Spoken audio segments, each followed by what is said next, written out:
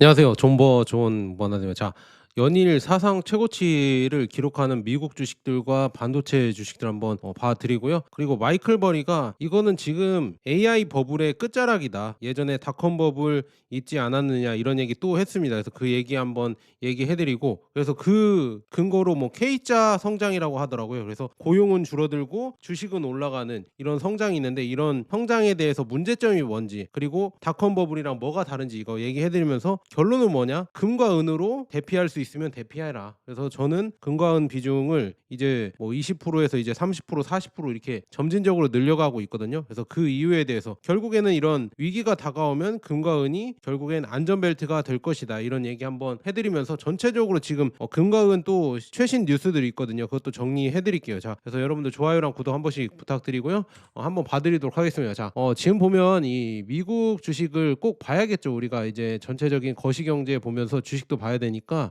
금도 그렇고 지금 보면 미국 주식이 진짜 저는 이 정도까지 갈 거라고는 예측을 못했습니다. 근데 반도체가 진짜 끝을 모르게, 특히나 엔비디아 빼고 그냥 반도체 주식들 있잖아요. 요즘 예전에 안 올랐던 거, 그런 주식들이 계속 엄청나게 가고 있습니다. 저는 인텔이랑 퀄컴 뭐 이런 거는 약간 좀 소외됐었잖아요. 물론 삼성전자나 SK하이닉스도 이번 증시에 엄청나게 오르고 있지만, 올해 작년까지만 해도 조금 소외된 이런 반도체 종목이었잖아요. 근데 지금 이렇게 엄청나게 가는 걸 봤을 때, 와, 이게 말이 되나? 약간 저도 포모라고 하죠. 지금 뭐 다들 거기 대중들이 몰려가니까, 나만 소외된 거 아니야? 나만 뭐 중국 종목에, 아니면 나만 금과 은에 묶여 있어서 이 상승을 뭐라고 하죠? 동참 못하는 거 아니야? 이런 거 이렇게 느낄 수도 있겠지만, 결국에는 좋은 주식들은 돌고 돕니다. 그러니까 뭐 그렇게 여러분들 급하게 생각하실 필요 없고요. 아니면은 뭐 좋은 버나드도 그렇게 하고 있지만, 그냥 일정 비중 다 나눠서 이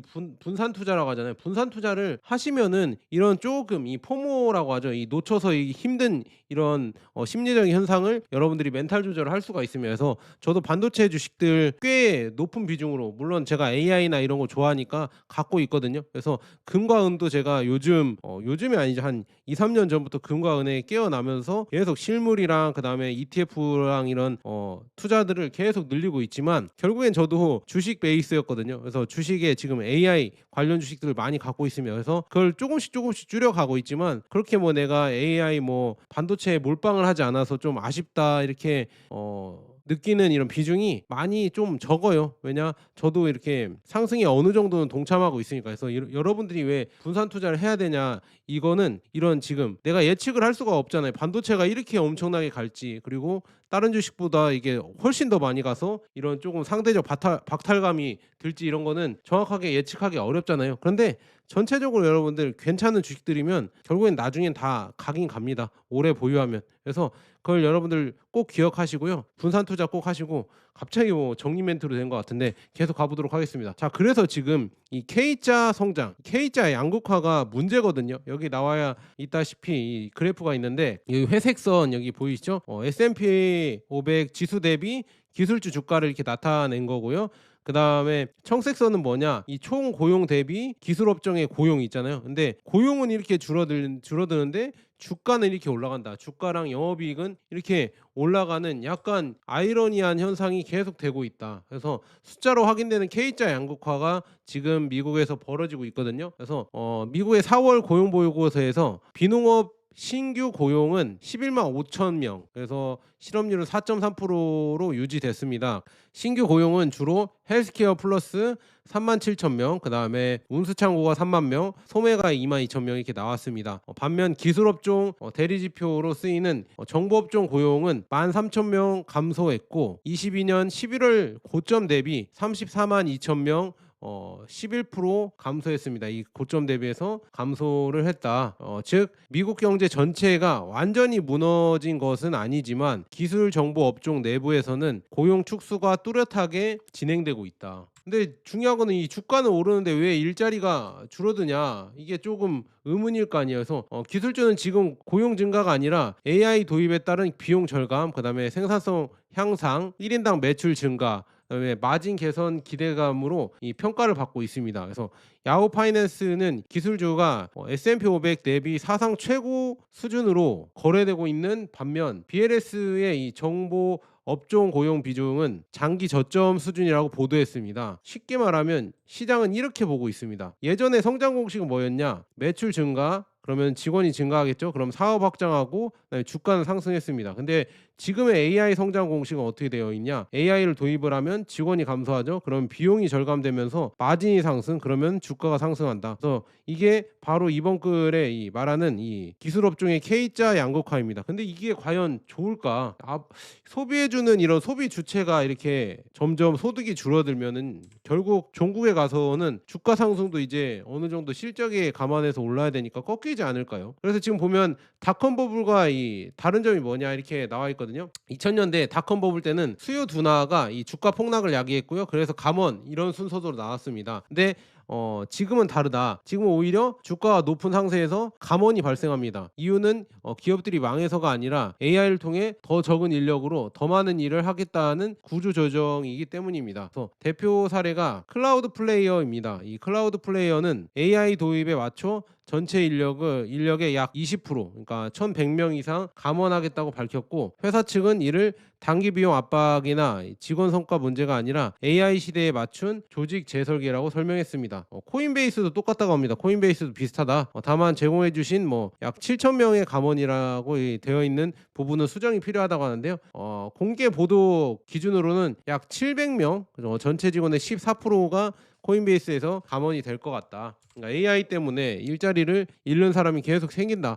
그럼 이러면 이럴수록 소비가 줄어들면서 결국에 AI도 타격을 받는 거 아닌가, 저는 그런 계속 의문이 들거든요. 이 의문을 끝까지 저는 밀고 갈 것 같습니다. 그래서 이 현상의 진짜 의미는 뭘까? 이건 단순한 기술주 해고 뉴스가 아닙니다. 이 핵심은 AI가 기업 이익의 구조를 바꾸고 있다는 겁니다. 그래서 이게 예측이 좀 불가능하다는 이런 얘기죠. 그래서 기업 입장에서는 AI가 들어오면 인건비 부담을 줄이고 같은 매출을 더 적은 인력으로 만들 수 있습니다. 투자자 입장에서는 이것이 영업이익률 개선, 그 다음에 현금 흐름 개선, 주당 수익이익 증가로 이어질 수 있기 때문에 주식을 삽니다. 하지만 노동자 입장에서는 완전히 반대입니다. 특히 소프트웨어, 인터넷, 데이터 처리, 웹 호스팅, 미디어, 통신 같은 업종은 AI 자동화에 직접 타격권에 들어갑니다. 그래서 BLS도 4월 정보 업종 감소분에 이 통신, 영화, 음악, 컴퓨팅 인프라, 데이터 처리, 웹 호스팅 관련 일자리가 줄었다고 밝혔습니다. 그래서 이게 노동자들은 일자리를 잃는데 이게 과연 제대로 된 이런 성장인가, 저는 계속 의심이 좀 된다. 그래서 마이클 버리는 이런 조금 경고를 하죠. 하루 종일 지금 AI 얘기뿐이다. 그래서 닷컴 버블 끝물과 같다. 이 빅쇼트 마이클 버리가 이 서브트랙이라고 해서 우리나라 이 네프콘처럼 이렇게 유료로 이렇게 발간하는 이런 게 있나 봐요. 글로 써서. 그래서 마이클 버리가 이거를 얘기하면서 AI 얘기가 너무 많다. 이렇게 얘기를 하거든요. 그러니까 이게 칵테일 이론이라고 해서 피터 린치도 얘기를 했거든요. 주변에 다 AI를 얘기하면, 주식을 얘기하면 그때가 고점일 수가 있다. 이거는 피터 린치도 얘기하고 마이클 버리도 얘기하고 투자의 구루들 있잖아요. 투자의 전설들이 매번 이 책을 읽다 보면은 다들 하는 말입니다. 주변에 진짜 이런 어떤 주식 소리가 넘쳐나면 그때가 좀 지나 보면은 고점이었다. 이거를 다 얘기하는데요. 지금 이 마이클 버리도 그 얘기를 하는 겁니다. AI가 중요하지 않다는 게 아니라 시장이 AI를 너무 무비판적으로 가격에 반영하고 있다. 이게 조금 잘못된 것 같다. 이렇게 얘기를 하면서 왜 반도체가 핵심인가 이렇게 물어보면 AI 열풍 중심에는 엔비디아, 브로드컴, 마이크론, AMD, TSMC 같은 반도체 AI 인프라 기업이 있습니다. 최근 보도 기준으로 기술주는 강하게 상승했고, 이 필라델피아 반도체 지수는 최근 6주 동안 60% 이상 오른 것으로 집계됐습니다. 버리가 반도체 지수를 보는 이유는 간단합니다. 이게 뭐냐? 이 AI 버블 여부를 판단하려면 이 챗봇 기업보다 이 AI 인프라에 돈이 얼마나 몰리는지를 봐야 된다. 이렇게 마이클 버리는 얘기를 합니다. 여러분 잘 보세요. 여기 지금 시장은 AI 수요 폭증, 그래서 이 데이터 센터가 증설되고 있죠. 그다음에 이제는 GPU, HBM, 네트워크 장비 수요가 폭발하고 있고, 그다음에 반도체 기업 실적이 급증이라는 논리로 움직이고 있어요. 여기까지는 좋죠. 근데 문제는 뭐냐? 이 논리가 어느 순간 실적 기대보다 주가가 더 빨리 달리는 구간에 들어갈 수 있다. 이게 실적이 버블이 되는 거죠. 그래서 이런 지금 경고를 하면서 이 닷컴 버블과 닮은 점은 버리가 어떻게 얘기하냐, 이거 잘 들어보면 세 가지 유사점을 얘기합니다. 첫째는 뭐냐, 이 모든 기업이 AI를 말한다. 그래서 닷컴 버블 때 있잖아요. 1990년대 기업들이 인터넷, 닷컴, 이커머스가 붙이면 주가가 뛰었습니다. 지금 이 AI, 데이터 센터, GPU, 자동화라는 단어가 비슷한 역할을 한다. 그리고 둘째는 뭐냐, 이 투자자들이 미래 생산성 혁명을 미리 가격에 반영합니다. 그래서 인터넷도 실제로 세상을 바꿨고 AI도 세상을 바꿀 가능성이 큽니다. 하지만 중요한 거는 닷컴 버블의 교훈은 기술이 맞아도 가격이 틀릴 수가 있다는 것이다. 이게 너무 많이 선반영 돼버리면 이제 실적이 꺾이면은 닷컴 버블처럼 급락이 할 수 있다, 이렇게 경고를 하는 거고요. 셋째는 뭐냐, 주가 상승이 다시 주가 상승의 이유가 된다. 이게 명언이죠. 이거는 여러분들 꼭 이거 닷컴 버블 떠나서 이거는 꼭 주식이 고점인가 판단했을 때 한 번씩 생각해 보세요. 그래서 버리가 비판하는 지점도 여기에 가깝습니다. 실적, 고용, 소비보다 계속 오르니까 더 산다. 그러니까 저희도 그러잖아요. 지금 삼성전자, SK하이닉스나 아니면은 반도체 뭐 쏙3나 이런 게 계속 오르니까 더 산다는 이런 심리가 강해지나요. 그래서 이렇게 지금 심리가 강해지는 순간 버블이 발생하면서 이게 닷컴 버블 후반부랑 조금 비슷하다, 이렇게 볼 수 있고요. 근데 중요한 거는, 하지만 이 무조건 폭락론으로 보면 안 되는 이유가 뭐냐, 이 월가의 시간은 단순하지 않다고 합니다. 그래서 폴 튜더 존스도 현재 시장을 1999년과 비교했지만 동시에 AI 강세장이 앞으로 1, 2년 더 이어질 수 있다고 봤습니다. 이거는 진짜 예측을 못하는 거예요. 그래서 저도 완전히 뭐 지금 버블이다 생각하면은 다 빼고 금과 은이나 현금을 보유하겠죠. 저도 그 정도까지 안 하거든요. 왜냐? 1, 2년 더 갈 수도 있으니까. 그래서 그는 AI 생산성 사이클이 아직 진행 중이며 다만 이후 큰 조정이 조정 위험이 있다고 경고했습니다. 이게 중요한 포인트죠. 그래서 버블은 터지기 전까지 가장 강하게 오릅니다. 이게 가장 무서운 겁니다. 터지기 전까지는 가장 강하게 오르니까 버블을 예측하기가 어렵다, 타이밍이. 그래서 1990년도에도 비싸다는 말은 많았지만 실제 고점은 2000년 3월에야 나왔습니다. 그래서 이 버리의 경고가 맞더라도 곧바로 하락장이 온다는 뜻은 아닙니다. 그러니까 이 타이밍은 예측할 수가 없다. 그런데 저도 이게 버블의 끝은 무조건 올 거라고 보고 있거든요. 그래서 이거를 여러분들 잘 보시고요. 그냥 버블이 안 오더라도 이 고점에서 S&P 500도 20% 빠지고 나스닥백도 30% 이상 빠질 때도 있으니까, 그리고 반도체 지수도 50% 가까이 빠질 때 있으니까요. 그냥 지금 못 샀다 하시면은 뭐 조금씩 분할 매수로 들어갈 수도 있겠지만 결국에는 기다려도 뭐 충분히 이 하락으로, 그러니까 조정으로 기회를 줄 때가 있습니다. 눌림목이라고 하거든요. 그 눌림목이 있을 때가 있으니까 여러분들 한 번씩 기다리시면서 마음을 조금 평온하게 가지시면 좋을 것 같습니다. 그래서 투자자의 관점에서 봐야 할 핵심은 뭐냐, 지금 시장은 두 가지가 지금 동시에 맞을 수가 있다. 첫째는 뭐냐, AI가 진짜 혁명일 수가 있다. 그쵸? 기업들은 실제로 데이터 센터, 반도체, 전력, 네트워크 인프라에 막대한 돈을 쓰고 있습니다. AI 관련 기업들의 이익 증가도 일부 확인되고 있습니다. 둘째, 주가는 과열일 수 있습니다. 진짜 혁명이어도 투자자가 너무 비싼 가격에 사면은 손실을 볼 수 있습니다. 닷컴 버블 때에도 인터넷은 진짜였지만 당시 주식 대부분은 살아남지 못했습니다. 그래서 지금 중요한 질문은 AI가 진짜냐 가짜냐가 아닙니다. 진짜 질문은 이것입니다. AI가 만들어낼 이익 증가보다 주가가 더 빨리 올라가고 있는가, 이거에 대해서 한번 따져보셔라, 이거를 얘기를 하고 있습니다.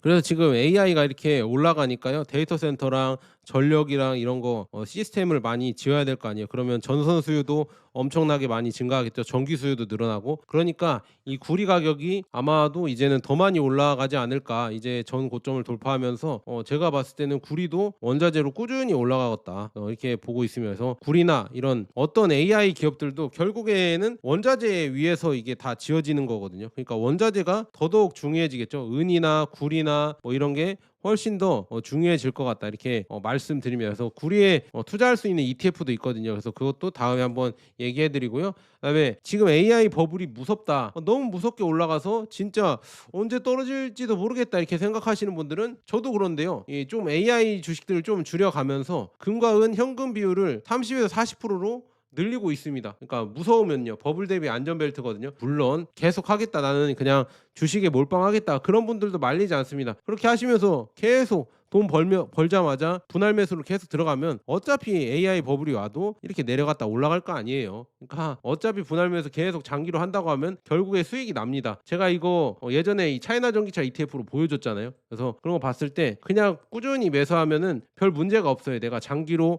10년 이상 지금도 꾸준히 매수할 수 있는 이런 내가 뭐 기반이 있다 하시면은 그냥 뭐 비율을 이렇게 많이 안 늘려도 되는데요. 존 버나드는 좀 걱정이 많은 스타일이라 이렇게 비율을 많이 늘리고요. 이쪽으로 예측하는 스타일이라서 저는 30에서 40% 정도를 늘려가고 있습니다. 그래서 금이나 아니면 실물금이나 이런 걸로도 많이 모아가고 있거든요. 그래서 지금 보면 중동 위기에도 중국은 지금 보면 4월 수출이 14.1% 증가했다고 합니다. 야, 중국도 이제는 점점 올라올 것 같고요. 제가 조금 그냥 예언하자면 요즘 뭐 진짜 무슨 보살분들도 요즘 예언 많이 하시더라고요. 요즘 전 보시는 분들이 뭐 주식 예언 막 이런 거 많이 하시던데 저도 한번 그냥 예언을 해볼까. 보면은 아마 이제 미중 협상이 이제 다음 주에 하잖아요. 미중 협상 이후에 아마 중국이 뭔가 부상하지 않을까. 리더 이쪽으로 글로벌 이쪽 뭐라고 하죠? 미국보다 이제 조금 더 주목받지 않을까. 저는 그렇게 보고 있거든요. 약간 이쪽으로 더 많이 포커스가 가지 않을까. 저는 그렇게 조심스럽게 한번 예측해 봅니다. 그러면은 중국 주식도 한국 주식처럼 재평가되면서 급등할 수도 있겠죠. 그래서 이렇게 되면 존 버나드 예측이 맞는 것이다. 이 예측은 거의 뭐 존버 말고는 없죠. 그러니까 나중에 오르면 알아달라 이거죠. 지금 안 오르면 뭐 그런 거고. 그래서 이렇게 보시면 될 것 같고요. 그다음에 지금 보면 이 유가 주도의 인플레이션 리스크가 올해 한 새는 이렇게 얘기합니다. 이 지정학적 요인이 아닌 이 단기 귀금속 약세를 이끌고 있으며 에너지 가격 상승이 달러를 강화하고 더 오래 지속되는 고금리 전망을 뒷받침하고 있습니다. 근데 이렇게 하고 있다가 만약에 호르무즈 해협이 재개방되고 전쟁이 마무리된다고 하면은 결국에는 뭐 호르무즈 해협이 개방이 안 되더라도 미국이 이제 전쟁을 휴전하거나 포기한다고 하면 결국 금 가격과 은 가격은 다시 올라갈 수밖에 없습니다. 저는 그렇게 보고 있고요. 그래서 지금 보면 블룸버그도 제가 이거 매번 또 읽어드리는데요. 이제는 우리가 금과 은을 투자하는 게 단순히 인플레 해지로 투자하는 게 아닙니다. 여러분들 존 버나드는 이것만으로 이 금과 은을 투자하는 게 아니에요. 이 기축 통화가 바뀌고 있기 때문에 세계의 큰 패러다임이 아마 우리가 사는 인생 동안 바뀔 수가 있습니다. 이 기축 통화의 이 주기도 있었잖아요. 뭐 레이 달리오가 얘기하는 거나 세계 이 기축 통화의 생명 주기가 거의 다 됐습니다. 달러의 생명 주기가 다 됐기 때문에 결국에는 이제 바뀌어야 돼요. 그 바뀌는 기간 동안 금과 은이 기축 통화를 대신해서 이런 대행 체제로 대행 감독 뭐 이런 거 아시죠? 대행 체제로 대직을 할 텐데 그러면 금과 은의 가격은 뭐 4,000달러, 5,000달러 얘기가 나오면 안 되죠. 1만 달러, 2만 달러, 4만 달러, 5만 달러 이런 얘기가 당연히 나오겠죠. 그래서 그렇게 보시면 좀 좋을 것 같습니다. 은도 뭐 거기에 더 이렇게 올라간다고 하면은요. 100달러, 200달러, 300달러 어떤 사람, 어떤 예측가는 1,000달러도 넘어가겠다. 그 예측까지 있는데 그거 한번 정리해서 해드릴까요? 1,000달러 넘어간다 이렇게 예측하시는 분들도 있거든요. 그래서 그것도 보시면 너무 좀 재밌다. 이렇게 볼 수 있습니다. 그리고 제가 말씀드렸죠. 터키도 금을 급격하게 이전에 매각했다가 뭐 니라화를 방어하기 위해 시장 안정화와 그다음에 에너지 급등 때문에 달러 수요를 충족하기 위해서 그렇게 했는데 다시 또 이제 좀 이게 완화되니까 금을 또 조금 매집하고 있습니다. 그래서 이런 거 봤을 때는 세계 여러 나라들도 이제 다 돌아오는 이런 여러 가지 금융 여파와 금융 위기에 대비해서 금을 엄청나게 금 비중을 올리고 있다. 그래서 이제 달러가 만약에 진짜 힘들어지거나 위태위태해진다고 하면 여러분들 지켜줄 수 있는 거는 금과 은이다. 특히나 금이죠. 요즘 금이 엄청나게 많이 중앙은행들이 매수하고 있고 인도도 지금 보면 금에 대한 이 투자 수요가 기록상 처음으로 이 귀금속, 이 주얼리 소비를 초과했다고 합니다. 이제는 투자 쪽으로 인도도 많이 가고 있고요. 인도 중앙은행은 26년 3월까지요. 이 금 보유고의 거의 77%를 국내로 가져올 계획이라고 합니다. 그래서 이 중요한 조치는 이 금계의 국내 이전을 가속화합니다. 그러니까 이제 뭐 영란은행이나 미국에 맡겨놨던 금을 다 이제 자국 은행으로 가져온다는 얘기죠. 근데 우리나라는 대체 왜 다 영란은행에 맡겨 놓고 지금 한국은행에 금이 하나도 없죠. 금고도 없어요. 금고도 없고. 그게 은행이 맞습니까? 우리나라가 금을 갖고 있어야죠. 그래서 이 조치는 해외 주권 자산을 보관하는 것에 대한 이 우려를 불러일으킬 글로벌 사건들을 뒤따릅니다. 이것 때문에 그랬다고 하거든요. 만약에 여러분들 지금 있잖아요. 여러분들이 저도 금을 꾸준히 사고 있는데 금과 은 여러분들이 실물을 갖고 있잖아요. 이 실물을 동네 이장님한테 맡기는 거예요. 이장님한테 맡겨놓고 이장님 저 제 거 뭐 열돈 맡겨놨는데 잘 있어요. 그래? 여기 잘 있잖아. 여기 네가 맡겼다고 이렇게 뭐 보증서 이렇게 써놨잖아. 그렇게 하고 이장님이 어디로 이제 그거를 빼돌렸는지는 알 수 없죠. 확인해달라고 하면은 다른 금 보여주고 있다 이렇게 얘기하면은 장땡이죠. 그러니까 가져와야 돼요. 우리가 들고 있는 게 가장 안전합니다. 아무리 생각이 들어도 여러분들이 들고 있는 게 가장 안전하고요. 그 다음에는 뭐 믿을 수 있는 기관이 갖고 있는 건데 그것도 진짜 위기가 오면은 뭐 어떻게 될지 모릅니다. 그래서 인도도 그래서 이제 3월에 지금 금 보유량의 77% 인도 국내로 가져왔다. 그래서 총 금 보유량 이 880톤. 야, 우리나라보다 훨씬 많네요. 가운데 680톤이 인도 내 금고, 그다음에 약 197톤이 영란은행, 그다음에 국제결제은행 금고에 남아있다. 2.8톤은 금예금 형태입니다. 그래서 리패트리에이션 이게 뭐냐? 해외 금 회수 속도를 높인 배경에는 러시아, 아프가니스탄 외환 보유액 동결 이후 해외 보관 자산의 이 신뢰 훼손에 대한 우려가 깔려 있다. 역시나 못 믿는 거죠. 스위프트 제재가 진짜 엄청나게 큰 작용을 했었다. 그래서 지금 수치를 한번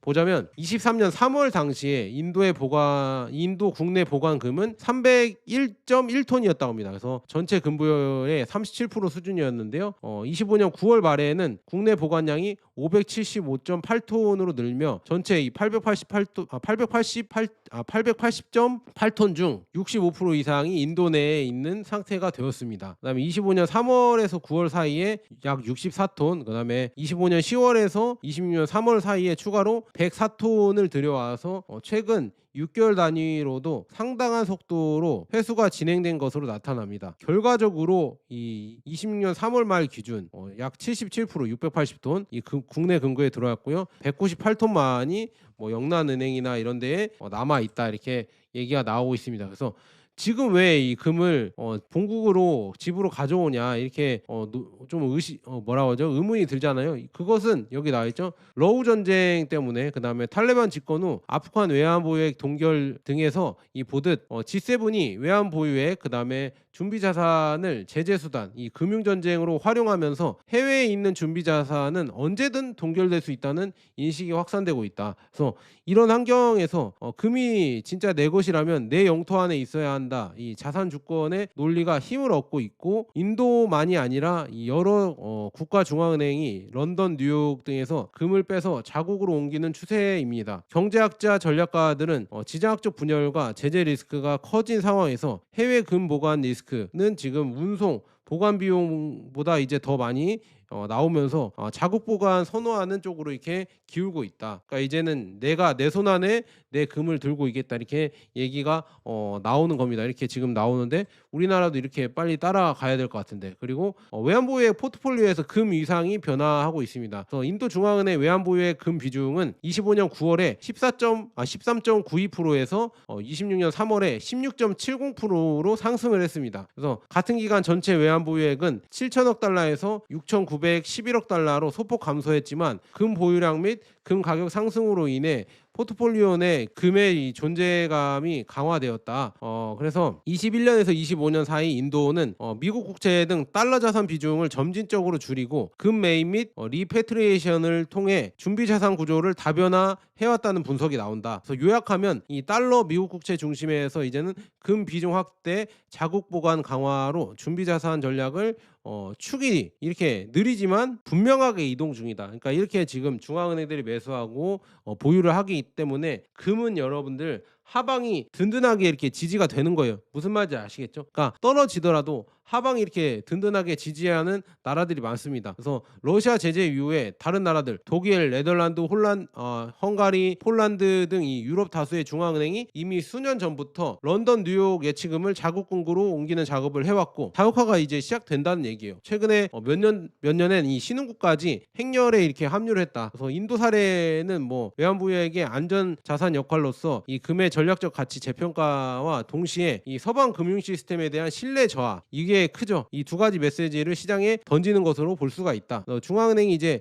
국내 보관 부분을 늘리는 것은 단기 시세 트레이딩보다는 위기 시 이 통제 가능한 실물 담보를 중시하는 방향으로 방향으로 전환한 것으로 해석이 된다.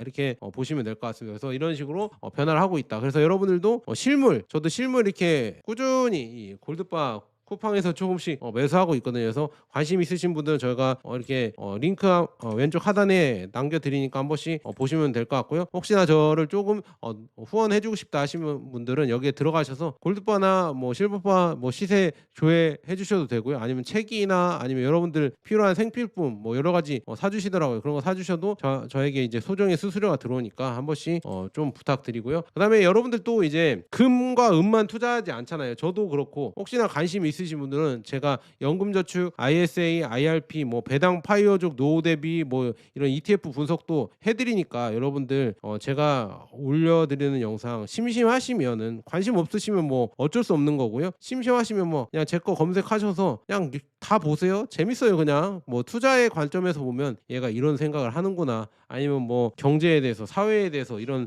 생각을 하는구나. 얘가 이렇게 사는구나. 이런 것도 볼 수 있으니까 혹시나 관심 있으신 분들은 그렇게 봐주시면 감사하겠습니다. 그리고 좋아요도 한 번씩만 눌러주시면 진짜 여러분들 감사하겠습니다. 자, 여기까지 좋은 번화들 거 여러분 감사합니다.